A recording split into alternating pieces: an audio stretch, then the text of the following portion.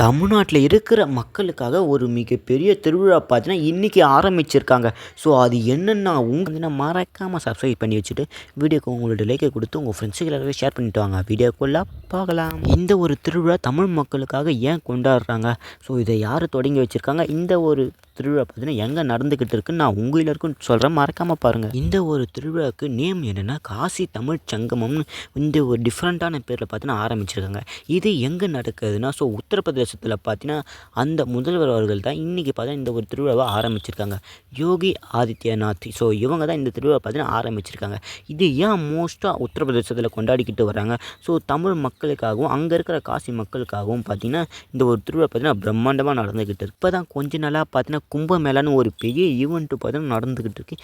எக்கச்சக்க கூட்டம் பார்த்தீங்கன்னா அங்கே போய்கிட்டு தான் இருக்காங்க. ஸோ அதுக்கப்புறம் நான் இன்றைக்கி பார்த்தீங்கன்னா இந்த ஒரு திருவிழா பார்த்தீங்கன்னா ஆரம்பிச்சிருக்காங்க. முக்கியமாக இந்த ஒரு திருவிழாவில் அதிகமாக பார்ட்டிசிபேட் பண்ணுறது வந்து தமிழ் மக்கள் தான். ஸோ இவங்களுக்கு பார்த்தா தரமான வரவேற்பை தான் கொடுத்துக்கிட்டு இருக்காங்க.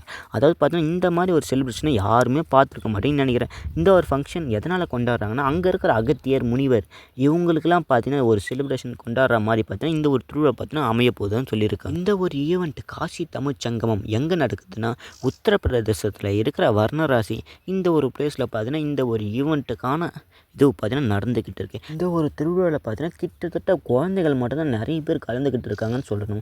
அதாவது பார்த்தீங்கன்னா 100க்கும் மேற்பட்ட குழந்தைகள் பார்த்தீங்கன்னா ஸோ அவங்க பாடணுமா ஆடணுமா ஸோ இந்த மாதிரி நிகழ்ச்சியெலாம் அங்கே வச்சுருக்கதா சொல்லியிருக்காங்க. அதாவது பார்த்தீங்கன்னா அகத்தியர் முனிவர் இவங்களோட வேஷம் போட்டுன்னு வந்து பார்த்தா இங்கே பார்த்தீங்கன்னா ஒரு செலிப்ரேஷன் பண்ணணும்னு பார்த்தா சொல்லியிருக்காங்க. ஸோ நம்ம எல்லோரும் இந்த ஒரு படம் கலகலப்பு 2 பார்த்துருப்போம். ஸோ அங்கே ஒரு கோவில் மாதிரி இருக்கும். நம்ம ஜெய் சாரும் ஜீவா சார் யோகி பாபு சார் இவங்க எல்லாம் பார்த்தீங்கன்னா நச்சப்படம் கலகலப்பு 2 ஸோ ரொம்பவும் நல்லாயிருக்கும். அதே மாதிரி அங்கே ஒரு பங்களாவில் பார்த்தீங்கன்னா வாழ்ந்துக்கிட்டு இருப்பாங்க. ஸோ யோகி பாபு சார் பார்த்தீங்கன்னா சரியான காமெடி பண்ணுவாங்க. மறக்காமல் போய் பாருங்கள். பார்க்கலன்னா பார்த்துருப்பீங்கன்னு நினைக்கிறேன். ஸோ அந்த மாதிரி தான் இப்போ பார்த்தீங்கன்னா ஒரு ஹைப்பு தர விஷயமா பார்த்தீங்கன்னா 2 மக்களையும் இணைக்கிற ஒரு பர்டிகுலர் பிளேஸ் தான் காசி. ஸோ அந்த ஒரு பிளேஸ்க்காக இந்த ஒரு தமிழ் மக்களை வரவேற்று நாங்கள் அன்போடு வாழ்ந்திருப்போம்னு பார்த்தீங்கன்னா இந்த ஒரு ஈவெண்ட்டை பார்த்தீங்கன்னா ஆரம்பிச்சிருக்காங்க.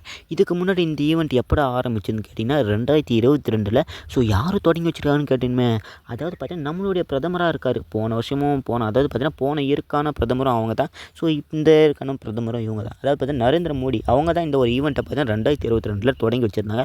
ஸோ இப்போ பார்த்தீங்கன்னா அவங்க பார்த்தீங்கன்னா அமெரிக்கா போயிட்டு வந்துருந்தாங்க. ஸோ அதனால் வர முடியல. அதனால் எங்கள் அந்த உத்தரப்பிரதேசத்தோட முதல்வர் பார்த்தீங்கன்னா இந்த ஒரு ஈவெண்ட்டை பார்த்தீங்கன்னா தொடங்கி வச்சுருப்பாங்க. 2022 நடந்த ஈவெண்ட்டில் பார்த்தீங்கன்னா நரேந்திர மோடி பார்த்தீங்கன்னா தொடர்ந்து வச்சுருப்பாங்க. ஸோ அப்போ பார்த்தீங்கன்னா நிறைய அமைச்சர்கள் பார்த்தீங்கன்னா கலந்துக்கிட்டு இருப்பாங்க. அது யாருன்னு உங்களுக்கு சொல்கிறேன். ஸோ தாமோதரன் அவங்க பார்த்தீங்கன்னா கலந்துக்கிட்டு இருப்பாங்க. எல் முருகன் இவங்க 2 பேரும் பார்த்தீங்கன்னா இந்த ஒரு நிகழ்ச்சியில் கலந்துக்கிட்டு இருப்பாங்க. கிட்டத்தட்ட பார்த்தீங்கன்னா தமிழகத்தில் பார்த்தீங்கன்னா 2400 பேர் பார்த்தீங்கன்னா இந்த ஒரு நிகழ்ச்சியில் பார்த்தீங்கன்னா கலந்துக்கிட்டு இருந்ததாக சொல்லப்பட்டிருக்கு. பிப்ரவரி 25ஆம் தேதி பார்த்தீங்கன்னா வரை 10 நாட்களுக்கு இந்த ஒரு நிகழ்ச்சி பார்த்தீங்கன்னா நடக்க போகிறதா சொல்லியிருக்காங்க. ஸோ ரொம்பவும் கலாச்சார வழிபாட்டு விழாவாக தான் நடக்க போகுதுன்னு சொல்லியிருப்பாங்க. ஸோ நீங்கள் போகலன்னா மறக்காமல் போய் பாருங்கள். உத்தரப்பிரதேசத்தில் நடக்குது. வர்ணராசியில் இந்த ஒரு பிளேஸில் பார்த்தீங்கன்னா நடக்க போகுது. ஸோ இந்த ஒரு வீடியோ பிடிச்சா மறக்காமல் லைக் கொடுத்துட்டு உங்கள் ஃப்ரெண்ட்ஸுகளை ஷேர் பண்ணிட்டு சந்திர டாக்ஸை மறக்காமல் சப்ஸ்கிரைப் பண்ணி வச்சுங்க. அடுத்த வீடியோவில் இந்த மாதிரி ஒரு இன்ட்ரெஸ்டிங்கான கன்வர்சேஷனில் சந்திக்கலாம்.